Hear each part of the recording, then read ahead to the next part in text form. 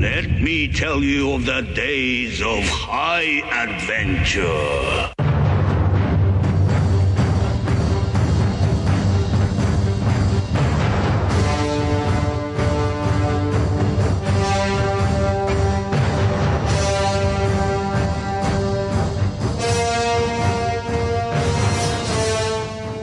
What's up, everybody? I'm Kevin. And I am John. And you are listening to the 6 Degrees of Schwarzenegger podcast, where we are taking a long, hard look at some of our favorite action movies from the era of Arnold. Now, Schwarzenegger is the icon of the genre, and we're taking a deep dive into some of our favorite 80s and 90s cult action movies and breaking them all the way down.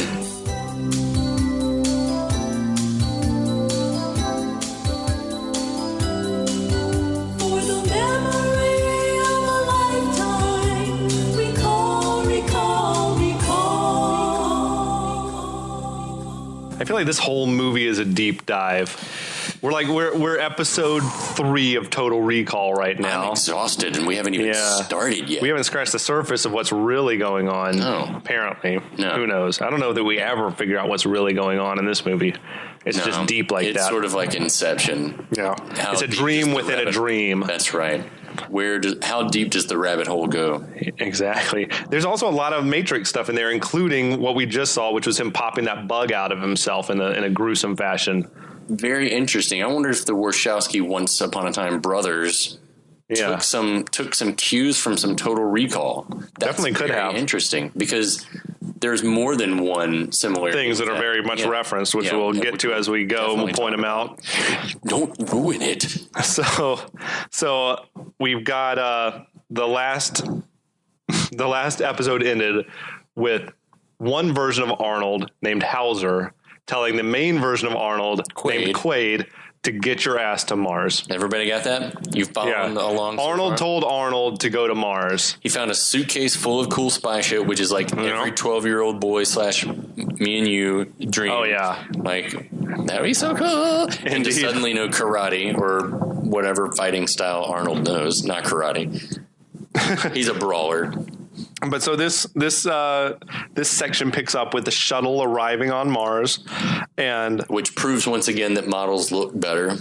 Yeah, it looked great. Yeah, it's awesome, super good. We see a plus size woman coming off. Like just a large Arnold-sized woman coming off the shuttle. Alert. She's passing through customs here. Now, it does look like a very stressful customs environment, I will say. I was looking at it going, I feel stressed just looking at that line. Yes.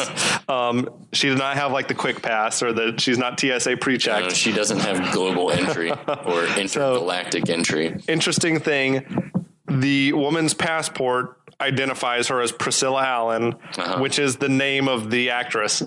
There you go. So that's cool, I guess. That's all for her. She could remember. Yeah, maybe. I don't know. Then we also see in the same moment, like Richter and his goons are walking through with some military personnel. That's right. There's Quado graffiti in the airport, I guess Martians you call love Quado. Yeah. They think he's fucking George Washington. And they're like, let's kill him. Cool, dudes. Cool. Very cool. Yeah, so they're being ushered out by the military, and it's at that point that the customs officer... He's asking, how long are you here? 2 weeks. Okay. He's like, what, did you have any fruit or vegetables? 2 weeks. 2 weeks. He's like, excuse me? And then she starts having a meltdown. Her face is... Priscilla Allen goes for it. Big time. I don't know what they said, ma'am, are you willing She's seizing. Are you willing to, I don't know, pull your face apart? It's basically, I think she told him, flash a strobe light in my face, trigger a seizure. But yeah, she is like twitching. She's shaking. She's like pulling her mouth in all sorts of weird ways. It looks like she's going to pull like her skin off of her skull. Yeah. So which draws attention, which Richter hears. Do you think... Yeah, right. Richter notices, he realizes that it's Quaid. Immediately. Yeah. I mean, who knows what it is, but he's quite right, obviously. Yep. They sort of surround the woman. The perpetrator, And then he sort of, a wig falls off. He pops a button or something on the side of the head, and the head sort of opens up, which is very cool. It sort of segments out. It breaks up into these segments. It's very right? cool. Yeah, it's a very, very cool Which effect. I guess was a practical effect. Yeah. Well, it had to have been because And underneath that is a terrible looking Arnold sculpture. We've talked a lot about some prosthetic heads, some fake Arnold heads in this movie, and we've already seen 2 to this point. They looked better than this one. This one is my least favorite. This one is an abomination. It was just a lumpy. This looks like that show nailed it. Like somebody was like, "What's my task? Make a paper mache Arnold Schwarzenegger. Make a good bust of Arnold." Now I gotta say, if some interloper off the street made that, I'd be impressed. But God, for somebody to have thrown serious for a movie magician, that's not a great look. It looks like if Arnold Schwarzenegger had been injured and could no longer move part of his face. Do you think the mask, could it only say 2 weeks, or was it malfunctioning? I think it was malfunctioning. I think it was clearly malfunctioning. Okay. I think probably Quaid wanted it to say something else, and it wouldn't give the other answer. It just kept saying 2 weeks. It couldn't, and he was like, "Oh shit, what do I?" And I think that's probably why he was trying to grab the mouth. He was probably trying to tell it to say something else. Say something else. Yes. So he takes the mask, he chucks it to the policeman. Here, catch. The mask looks up at the cop and says, "Get ready for a surprise." So clearly, he can say it. And now it can talk again. It's a bummer that didn't happen Apparently, 2 minutes ago. It could be programmed to say something and not fuck it up. But it blows up, and all hell breaks loose in there. Richter opens fire because that's what Richter does. I'm wondering, so was that mask inside the case? Because I can't see that mask fitting inside the suitcase. I feel like given its collapsible ability, it could have been? That it could have been in there. I mentioned in our last episode that you do see the yellow dress that she's wearing sort of poking out of the case. So that made me think the mask must be supposed to be in there. This could be something like from Back to the Future 2, where you pop it in the microwave like a little capsule and it comes out and it's a full-grown head. Yes, it's like dehydrated. Yeah, it's a dehydrated head. Absolutely. So Richter starts shooting because that's what Richter does. He ruptures the dome. And you said it before, all hell breaks loose.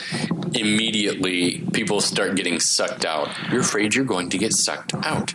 It's the classic space vacuum. Yeah. That happens in 50% of sci-fi space movies. Yeah. Event Horizon. Yeah. It's always you blow the hatch open and everything wants to get sucked out. Right. Yeah. It's awesome. That happens literally, I feel like, in every Alien movie, at least once. That and drowning at sea are 2 irrational fears that I sucked out into space. Yes. For you, or just sucked out the airplane window? Yeah, well, sucked out into space more specifically. Okay. I know that because I know that death would not be instantaneous. If I got sucked out an airplane window, I know I'd have a little while to think about it. Oh. But I know by the time I'm going to hit the ground, I'm probably going to be either in shock and passed out, and then when I hit the ground, I'm just going to die. I'm not going to feel it at all. Yeah. I've jumped out of an airplane before. Skydiving was one of the coolest things I've ever done. I'd do it again. I'd love to do it again. Okay. But the thought of getting sucked out of an airplane is less scary to me than drowning at sea, like in Abyss. Like when Mary Elizabeth Mastrantonio does the thing to save everybody because she knows that Ed Harris is a better swimmer. Yeah. That scene gives me major agita, and then the thought of getting sucked into space terrifies me also. Okay. So there you go. There's that. Right on. So if you want to torture, if you want to torture John, just take him to space. No, I want to go to space. That's the thing. Yeah. I'm just scared of getting sucked out. So someone there triggers the emergency doors, and finally, after several people get sucked out, mainly bad guys, right? Thankfully, obviously, it's all the tools from the Cohagen company. But so they close the doors. But Quaid's able to escape under one just before it closes, so he's sort of free. You got this is our first alpha male exchange. Yeah, it's like a friggin' male dominance showdown. And this is some machismo that you don't really get in the like some two gorillas thumping their chests at each other. So it's Richter and the leader of the military unit. Yeah, he's saying open the door, open the goddamn door. And he's they're all connected, and then there's just a 5-second stare down. Oh man. You think they're gonna punch? I like your idea that I bet when they called a cut, they would just laughed and hugged it out, kissed, and I don't know. Not that there's anything wrong with that. No, we love that. So then we got Quaid. He's made his escape. He's riding the Mars transit train. Sweet aerial view of Mars, and models again. They're way better. Yeah, I love practical effects. If you guys can't tell, he's sort of strikes up you got 2 people that are complaining about Cohagen raising the price of air.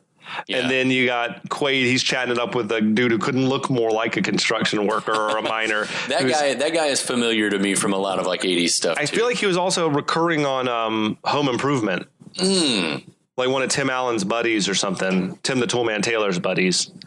Yes. I feel like he was a regular on there. On the Newhart show? I can't remember. I don't know. Anyway. But yeah, he's like a famous character actor guy. How much of a dick are you if you're charging people for air? God, that's terrible. That's where we're going. Get ready for that soon, kids. Yep. First water, then air. But yeah, he's explaining to him, like, I used to work in the pyramid mine. And then Quaid's asking him, like, oh, there's those rumors that they found alien stuff in those mines. He's like, oh, that's just rumors, though. And the construction dude's like, you believe that? Lots of convenient encounters again. The story just unfolds for you without having to do a whole lot. But if it sort of feels like your own like recall dream. Yeah. That way, because everybody, the things that people are saying are not like what real people would say. Yes, it's nice that you wound up right next to this guy, isn't it? Exactly. But I will say this movie does a pretty good job of like rationing out the exposition. Oh, totally. It's like, it's in ways that you don't necessarily, it doesn't feel too clunky. Yeah, I mean, it's not like, it's not people fucking. It's not sex position or anything like that. It's in a way that makes sense. So then we've got Richter goes to see Cohagen face to face. Yeah, we get big bad and bad number 2. And Cohagen's just furious at Richter for letting Quaid, slip through his fingers again. And gives him the silent treatment when he first comes in. Richter, do you know why I'm such a happy person? Ronnie Cox, this is his moment to chew the scene. He's awesome in the scene. He is just he explains that as long as turbinium keeps flowing, he can do whatever the fuck he wants. And he's like saying the one thing I can't have happen is have the rebels win. And he's like saying your foul ups are making it happen. Yeah. And again, this is a scene that's written to walk the tight wire because you're not quite sure even what he's talking about. Yeah. But he never says what his plan is. Right. It's just clear that Richter's disappointing him in some way. Yeah, he's told Richter to stop thinking and just do what he's told because you are not fit to think. You're my lapdog. I'm going to hit you with his newspaper. He tells him, like, Quaid needs to be kept alive, and Richter's like, well, someone's helping him. And he's like, I know someone's helping him. Yeah. But he doesn't say it's me, it's our side. So it could, again, it plays both ways, right? Yeah. And then we hear that Quado wants what's in Quaid's head, which is a hard sentence to say. and that he might be able to extract it because apparently he's psychic. Yeah. That's cool. Cohagen's like his smack talk, the way he like just rips Richter a new one is like super awesome. Ronnie Cox is so good at this. No, it's amazing.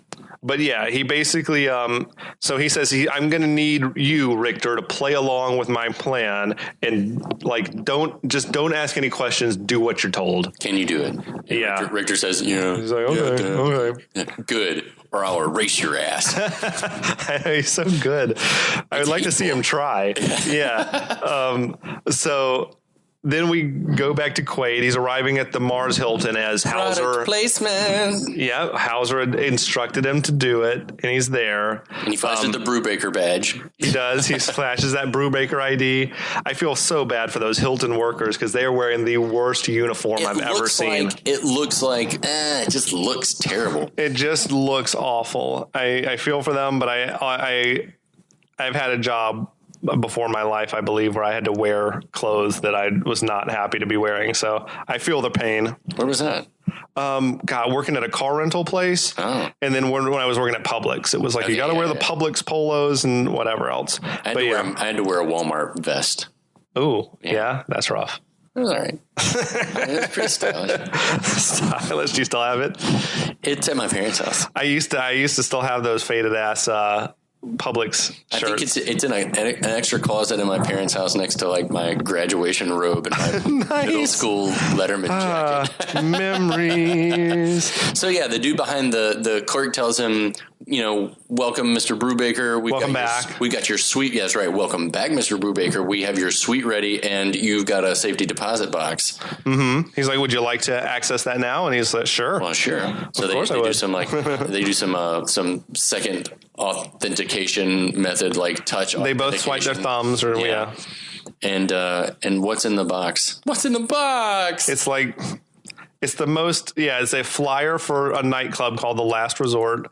And it says what? Ask for Melina? Ask for Melina. And he's curious about it. And I like this. He takes a pen and he writes Melina. And wouldn't you know it? It's his to check the handwriting, which I think I would know without having to write it if that was my handwriting or not. Wait, has Doug written anything at this point? We don't even know that he knows how to write. We can't read. So it may be one of those things like instinctually. Exactly. He's never written before. Yeah. Anywho. So yeah, Quaid's out on the quest to look for the last resort. Mm-hmm.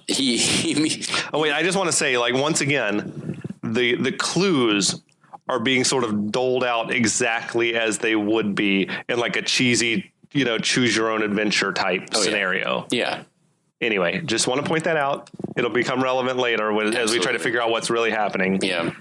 It's all setting up for the big reveal. Mm-hmm. So Quaid links up with Benny, who we meet Benny. He's got 5 kids. That's if there's one thing we know about Benny, it's that he has 5 kids to feed. He's got 5. I've got 5 kids to feed. He says that. What do you think? 10 times, perhaps? At least 4 times. Yeah. At least 4 or 5. It's usually a couple times per conversation. Right. There's a skirmish as Quaid's getting into the cab. Yeah, like all hell breaks loose. I mean, dudes are blowing stuff up in the middle of Mars, man. I know. It's like, you know what? Maybe Lori was right, and Mars is not a cool place to hang out. Well, yeah. Again, everything is subterranean. Everything's got to be underground because you can't be on the surface. So you got nowhere to go but down. So yeah, we get some exposition from Benny here as they're driving away, trying to miss gunfire.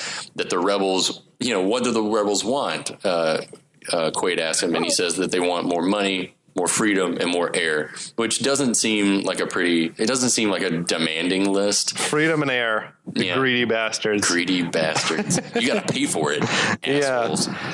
And they get to Venusville, which is like the red light district. Basically, it seems like a lot of sex shops and seedy nightclubs and filled with mutants. Absolutely.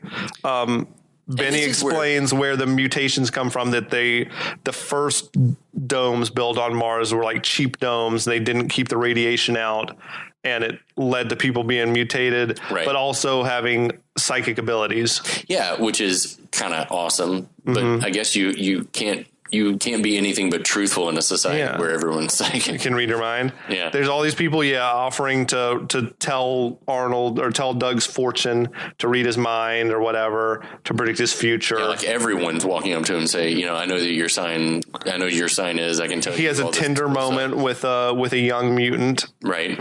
He gives her money, which is, we see that Quaid has a heart. And then we see Benny dropping him off at the last resort. And asking for money because he's got 5 He's got 5 kids to feed. Got 5 kids to feed. Quaid gives him cash and leaves him with an impolite remark to take him to the dentist because Benny does have a mouth. He's got a girl. That was a mean thing to say.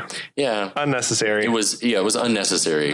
Quaid. Jeez. So he goes to the bartender. He asks for Melina, who they're like saying, well, Melina's very particular. She'll only see certain people. Yeah, and this place is definitely seedy. It's a different kind of hive of scum and villainy. He's like, well, I'm pretty sure she'll see me, and stuffs a wad of cash in the guy's hand. He's like, no, you can talk to Mary. She's available. Oh, Mary. Famous Mary. Mary turns, I think that's what he says. And then so Mary turns around and she's like, well, I don't know about free. She's like, do you see anything you like? Is that what the line? I think so. She opens her shirt up. She's got 3 breasts. She's got a triple tata or a ta-ta-ta, if you will. A titties. And that's a very, especially as a 12-year-old boy. Yeah. That's a very memorable part of the movie. I think that I ran the VHS tape back. There were tracking lines all over that. I think I ruined it. You were in there taping it back together. Oh man. Yeah. And so, but then we see Melina step out on the catwalk up above. Yeah. No. I take it back. We see Melina. She's at the table with Tony and George. That's right. She's at a table across the room with Tony and George. Now she walks over and just grabs Hauser by the dick. Right. She just grabs it. What have you been feeding this thing? He says blondes.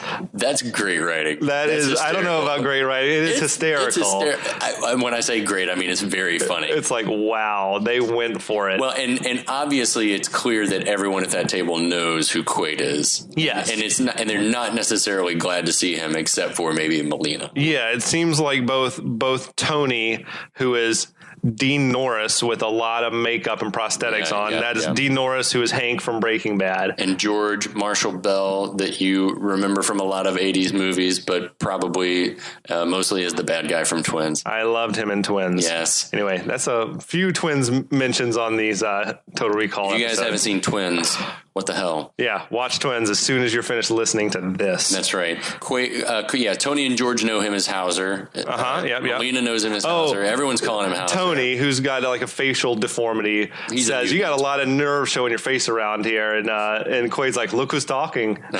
Again, making fun of people's... brutal. Yeah, I know. That's a sick burn. Man. You're going to burn the mutant? Yeah, I mean, he's going after people's like... You roasted him. Yeah, I know, but those are cheap shots. I don't like it. And then as Melina is leading Quaid away, we see the amazing Thumbelina, who wants to also crawl all over. I don't even know how I feel about her being called Thumbelina, but yeah, she's a dwarf, a little person. Yeah, she's a little person. And a prostitute. And she's cute. She's got tons of personality. And she's like, if you need any help with this one, give me a holler. I love it. She is ready to... she's sassy as hell. She's ready to swing on Arnold. Oh, my God. She's ready to climb him like a tree. That's wonderful. But no sooner they're upstairs and alone than she decks him. She decks him. She's like, I thought you were dead. And then, of course, she's quick to forgive, and they sort of make out a little bit. She's trying to kiss him, and he's like, wait, I need to talk to you. He's like, look, I don't remember you. I don't know who you are. Right, and this is another thing that if you know somebody and they come to you and they're like, listen, I'm trying to tell you something. Like, what if I came to you, you came to my house and I was like, I don't know who you are. Yeah. You're like, okay, you don't want to believe it. It's a far-fetched thing to hear. Yeah. So she thinks he's pulling her leg or that he's full of shit. Yeah. Or whatever. He mentions, no, like I just came from Earth. My wife tried to kill me. Of course, all she hears is, what, you're married? Yeah. That is pretty typical. I feel like that's good writing. Yeah, it is. I mean, again, I love that. Yeah. That's just all she hears. What, you're married? And he's like, no, you're not hearing me. I'm not really married, but like I've been stuck in another person's identity, or like I don't know who I am. And it was Cohagen that did it. Right. And she is not buying it. She's not on board. She thinks like she thinks that he betrayed them and that he's still probably working for Cohagen. And that he has used her. Yes. To get her. I think because he just sort of disappeared on him. Right. He ghosted. Totally ghosted. But then he's begging her to help him, that people are trying to kill him, and that he has intel apparently to bring Cohagen down, even though he doesn't know. Right. He's like, it's in my brain. I don't know how to get it out. It's a very Jason Bourne thing. And she's like, get the fuck out. Yeah. I don't want to have anything to do. He's like, he doesn't want to leave. And she pulls a gun on it. He's like, people are trying to kill me. And she pulls a gun and sticks it to his head. And he's like, really? Yeah. Like me too. Yeah, exactly. It's a pretty good scene. Yeah. So when we cut downstairs, Benny's getting the handful of ta-ta-tas. Yeah. He's checking out he's wishing he had 3 hands, he says. Again, it's low-hanging fruit, but it's such good fruit. It's delicious fruit. So Quaid leaves. Benny runs out after him, right? Because he doesn't want to, I guess, lose this gold mine that he's found. He doesn't want to lose that fair. Yeah. We got Cohagen on the news saying he's declared martial law, basically, that the military's going to take over. Federal colony is on lockdown because of Quado and his terrorists. Right. Quado's to blame for everything, of course. Because that's the way it is. Yep. That's just the way it is. So Quaid gets back to his room at the Hilton. No sooner does he get there, just about then there's a knock on the door. Always. Calling him Mr. Quaid? Yeah, he calls him... He calls him Mr. Quaid. He's here. I need to talk to you about Hauser. Yeah, that's right. I need to talk to you about Hauser. And he opens the door and he says his name is Edgemar. And he's Dr. Edgemar from Recall. He's the first guy we saw on the very first commercial for Recall. Typically that would be an actor. Right. On the commercial, not a real doctor. Instead of the guy. But he comes in the room. He's like, hey, I'm like, you're not going to believe this, but you're not, neither of us is in this room right now. That should have been the name of this movie. You're not going to believe this. He tells him, look, we're actually at Recall. You're strapped into a chair. You're suffering from a schizoid embolism. Yeah, a delusion that you're creating in your mind. Right. Oh, He's cool. like saying you've sort of broken free of the narrative of your trip, and you're sort of forming your own adventure now. Which after the couple of days Quaid has, he's like, how could he not be skeptical? He's like, okay, yeah, all right. I mean, when Edgemar describes it, his version like feels more plausible, right, than that there's a crazy interplanetary conspiracy. I mean, going it does. on. It does. It seems plausible because we know that people have had these, but it also schizoid embolisms before, right? But it also seems like, given everything that we've seen happen, because it's happened in front of our eyes, it seems like people are trying to take advantage of someone who's been under a lot of mental duress. Yeah. So his argument basically is, listen, like everything that you've experienced is exactly what you paid for. Right. And Quaid's just like, oh, that's a coincidence. Right. That's a hell of a coincidence, I would say. Yeah. But it's also been what he's sort of been dreaming about even before he went to recall. So maybe it's not a coincidence at all. I don't know. We don't really know exactly. Right. But, and then suddenly Laurie's there. There's a knock on the door. He's like, and he says, go answer the door, Mr. Quaid. Exactly. Yeah. And who is it? But it's Laurie, which I think the first time I watched this movie, I was like, oh, Sharon Stone. She's back. I didn't think, I was like, sweet. Nice. And she says, of course, I'm at recall. I'm trying to help them bring you back. Yep. And Quaid doesn't believe it.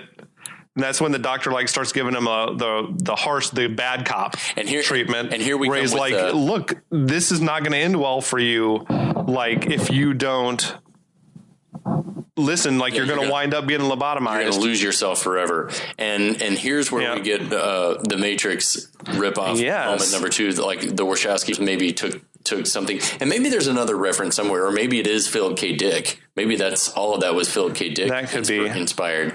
But he gives him basically a red pill, and he's like, I need you to take this pill, and the red pill will bring you back to reality, which is in the Matrix, I think, right? Like if you take the red pill, you're gonna wake up in the real world. And if you take the blue pill, you'll go on living in ignorance. So that's a big coincidence for the Wachowskis if it was not, sort of an homage or whatever you call it. If it is an homage, it's an awesome homage. I'm all about homages to genres and to things that you love. Classical composers used to quote each other all the time. They used to do stuff like that all the time. So Quaid, being a pretty smart dude that he is, he's like, well, if this is just a dream, I could kill you right now, and you wouldn't worry about it, right? Yeah. And he's like, well, go ahead, but double dog dare you. He's like, if you do that to me, like in your mind, you're gonna think of yourself as a murderer. Like you'll go into a sort of a spiral or whatever. You'll be traumatized. You'll be traumatized forever. Like you'll be trapped here forever. He's like, now this is when he makes some very, very specific predictions about what will happen if you don't take the pill, which is that you'll go on 1 minute, you'll be the savior of the rebels, the next minute you'll be Cohagen's bosom buddy, and you will have visions of alien technology, all of which is exactly what you requested from Recall, but back in the real world, like you'll be lobotomized. So and I think that kind of wins Schwarzenegger over. Like he seems like he's ready to take the pill, right? He's on board, I think, because all of that does sound like what in the world? And again, for the screenwriters out there, like it's a risky move to lay out the exact plot of what the rest of the movie is going to be. Yeah. But it's why the story is brilliant. But but if you're the casual observer watching the thing for the first time, it's like, wow, that's okay. Okay. That'd be weird if all that happens. Yeah. It's like, sure. Okay. Yeah. So Quaid pops that pill in his mouth. Yep. But then it's got a sugar coating. He sees a bead of sweat running down the head of Edgemar. That's all it took. And he's like, if this guy is nervous that I might really kill him, then this must not be a dream. And that's literally all it took, because bang. Yeah, he shoots him right in the head. It's a pretty gruesome kill. Yeah, the special effects on that murder looked amazing. Yeah. Which is also a weird sentence to say, but it did look really, really good. Yeah, he spits that pill out. He spits the pill out right in Edgemar's dead face. And then we'll have to tell you what happens next time. Oh, that's what we call a cliffhanger, kids. Oh my god. Oh my god. All right, yeah, we're on the back half of the movie, and things are about to get super duper awesome. I can't wait. Yeah, check us out next time. We'll see you. We'll be back.